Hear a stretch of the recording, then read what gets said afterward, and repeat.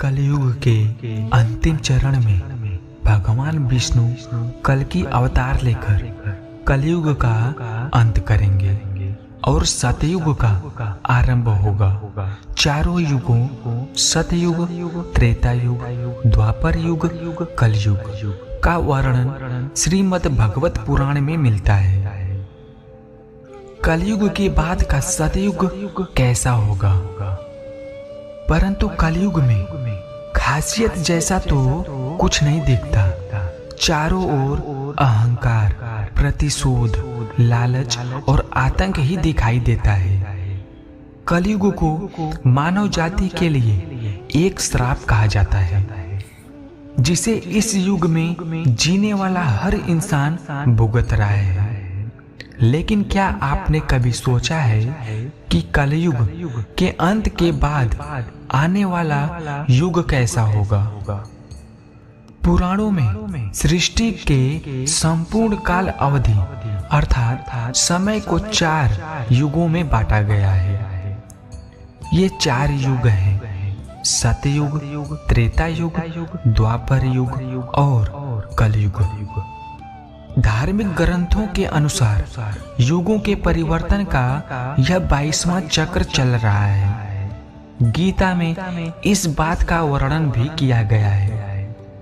युग परिवर्तन के इस चक्र के अनुसार अभी कलयुग चल रहा है। शास्त्रों के अनुसार कलयुग 43,02,000 सालों का है, जिसमें अभी 42,700 साल बचे हुए हैं। अर्थात कलयुग के अंत होने में अभी काफी समय है। लेकिन कलयुग का अंत कैसे होगा? इसका वर्णन ब्रह्मा पुराण में मिलता है। ब्रह्म पुराण के अनुसार कलयुग के अंत में मनुष्य की आयु 12 वर्ष रह जाएगी। इस दौरान मानव जाति का पतन होगा। लोगों में द्वेष और दुर्भावना बढ़ेगी। जो लोग बलवान होंगे उनका ही राज चलेगा।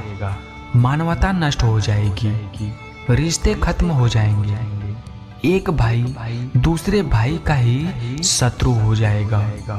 और जब आतंक अपनी चरम सीमा में होगा तो भगवान विष्णु का कल्कि अवतार लेंगे, पृथ्वी से समस्त अधर्मियों का नाश कर देंगे। कलयुग का अंत कैसे होगा? इसके अलावा भगवान श्री कृष्ण ने भी बताया है कि कलयुग के बाद का सतयुग कैसा होगा, जिसका वर्णन महाभारत में मिलता है। श्री कृष्ण के अनुसार कलयुग में ऐसे लोगों का राज होगा जो बोलेंगे कुछ और करेंगे कुछ। इसी प्रकार कलयुग में ऐसे लोग रहेंगे जो बड़े ज्ञानी और ध्यानी कहलाएंगे, लेकिन उनके आचरण राक्षसी होंगे। ठीक इसी तरह कलयुग में अन्न के भंडार होंगे, लेकिन लोग भूख से मरेंगे।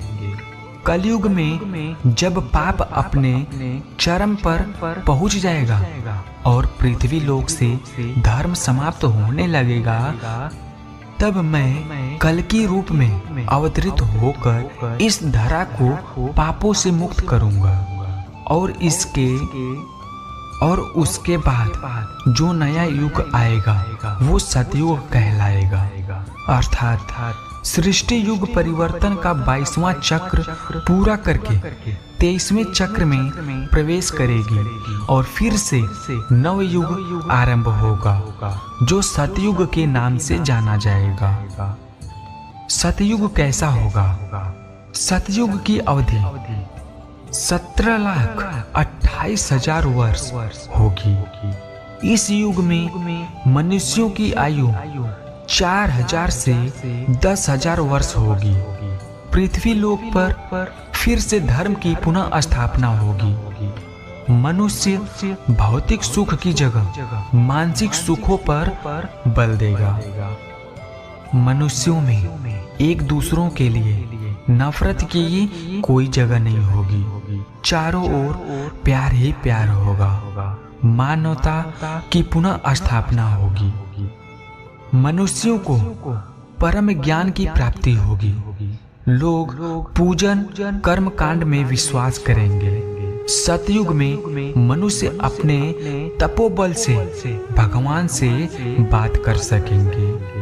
इस युग में लोगों को अपने शरीर का पूर्ण नियंत्रण होगा। इस युग में लोगों को अपने शरीर पर पूर्ण नियंत्रण होगा। आत्मा का परमात्मा के मिलन से सभी सुखी होगा। अर्थात सतयुग को इस सृष्टि का स्वर्ण युग कहा जाएगा। कलयुग के पूरा होने के बाद एक नए सत्य युग की शुरुआत के साथ चक्र फिर से शुरू होता है। यह नवीकरण और आध्यात्मिक ज्ञानोदय का काल है। सत्य युग को सत्य, धार्मिकता और सद्भाव का युग माना जाता है।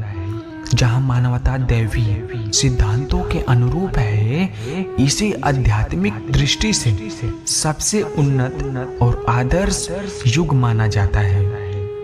कलयुग में ही सतयुग का अनुभव करें। परंतु कलयुग को अभी अपना काफी लंबा सफर तय करना है और सतयुग के आने में लाखों वर्ष बाकी हैं। तो क्यों ना हम लोग कलयुग में ही अपने धर्म और कर्म से सतयुग की तरह जीने का काम करें, क्योंकि ग्रंथों में भी इस बात का उल्लेख मिलता है कि कलयुग में भी जो लोग धर्म और कर्म पर विश्वास करेंगे उन्हें सतयुग की तरह ही सुख की प्राप्ति होगी। कलयुग के बाद का सतयुग कैसा होगा? सतयुग की अवधि 17,28,000 वर्ष होगी। इस युग में मनुष्यों की आयु 4,000 से 10,000 वर्ष होगी। मनुष्य भौतिक सुख की जगह मानसिक सुखों पर बल देगा।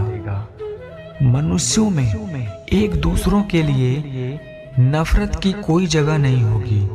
चारों ओर प्यार ही प्यार होगा। मानवता की पुनः स्थापना होगी। मनुष्यों को परम ज्ञान की प्राप्ति होगी। आत्मा के परमात्मा से मिलन से सभी सुखी होगा। अर्थात सतयुग को इस सृष्टि का स्वर्ण युग कहा जाएगा।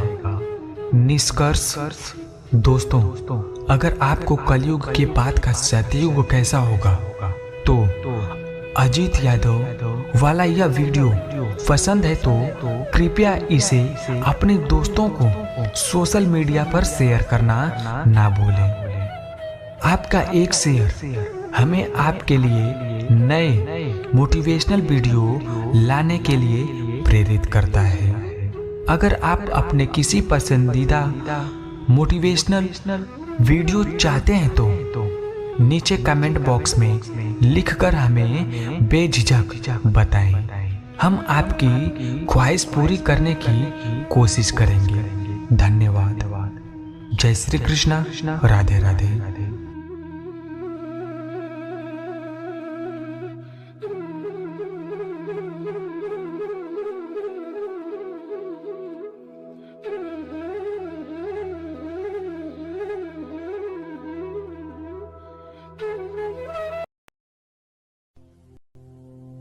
इस संसार में कुछ भी अस्थायी नहीं है। संतुष्ट मन इस विश्व का सबसे बड़ा धन है। कर्म किए जाओ, फल की चिंता मत करो। भगवान प्रत्येक वस्तु में, प्रत्येक जीव में मौजूद है। आत्मा अमर है, इसलिए मरने की चिंता मत करो। आत्मा का अंतिम लक्ष्य परमात्मा में मिल जाना होता है। इंसान नहीं, उसका मन किसी का दोस्त या दुश्मन होता है। बड़प्पन वह गुण है जो पद से नहीं, संस्कारों से प्राप्त होता है। व्यक्ति का जीव का कर्म ही उसके भाग्य का निर्माण करता है। वर्तमान परिस्थिति में जो तुम्हारा कर्तव्य है वही तुम्हारा धर्म है। मन बहुत चंचल है जो इंसान के दिल में उथल पुथल कर देता है। जब वे अपने कार्य में आनंद खोज लेते हैं तब वे पूर्णता प्राप्त कर लेते हैं। प्रबुद्ध व्यक्ति के लिए गंदगी का ढेर, पत्थर और सोना सभी समान है। आपके कर्म ही आपकी पहचान है, वरना एक नाम के हजारों इंसान हैं। धर्म केवल कर्म से होता है। कर्म के बिना धर्म की कोई परिभाषा ही नहीं है। अहंकार करने के इंसान की प्रतिष्ठा, वश, वैभव तीनों ही समाप्त हो जाते हैं।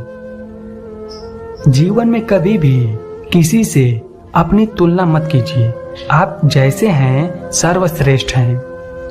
बुरे कर्म करने नहीं पड़ते, हो जाते हैं, और अच्छे कर्म होते नहीं, करने पड़ते हैं। जो अपने मन पर नियंत्रण नहीं रखता वह स्वयं का सैन्य शत्रु बन जाता है। बुद्धिमान व्यक्ति को समाज कल्याण के लिए बिना आसक्ति के काम करना चाहिए। स्वार्थ संसार का एक ऐसा कुआं है जिसमें गिरकर निकल पाना बड़ा कठिन होता है। सेहत के लिए योग और किसी की जरूरत पर सहयोग, दोनों से ही जीवन बदलता है। आत्मज्ञान की तलवार से काटकर अपने हृदय से अज्ञान के संदेह को अलग कर दो। दुष्ट लोग अगर समझने मात्र से समझ जाते तो यकीन मानो महाभारत कभी ना होता। मनुष्य अपने विश्वास से निर्मित होता है। जैसा वो विश्वास करता है वैसा वो बन जाता है। मान, अपमान, लाभ, हानि, खुश हो जाना या दुखी हो जाना, यह सब मन की शरारत है जिसे तुम अपना समझकर मग्न हो रहे हो। बस यही प्रसन्नता तुम्हारे दुखों का कारण है। उस इंसान का मंजिल से भटक जाना तय है जिसकी स्वागत में नकारात्मक लोग रहते हैं। प्रेम सदैव माफी मांगना पसंद करता है और अहंकार सदैव माफी सुनना पसंद करता है। सिर्फ दिखावे के लिए अच्छा मत बनो। मैं आपको बाहर से नहीं बल्कि भीतर से जानता हूँ। जो इस लोक में अपने काम की सफलता की कामना रखते हैं वे देवताओं का पूजन करते हैं। व्यक्ति जो चाहे बन सकता है यदि विश्वास के साथ इच्छित वस्तु पर लगातार चिंतन करे। शब्द उतने ही बाहर निकलने चाहिए जिन्हें वापिस भी लेना पड़े तो खुद को तकलीफ ना हो। परायों को अपना बनाना उतना मुश्किल नहीं जितना अपनों को अपना बनाए रखना होता है। इंसान की सोच ही उसकी सबसे बड़ी पहचान है, वरना दुनिया में एक नाम के अनेक इंसान हैं। बहुत विनम्रता चाहिए रिश्तों को निभाने के लिए। छल कपट से तो सिर्फ महाभारत रची जाती है।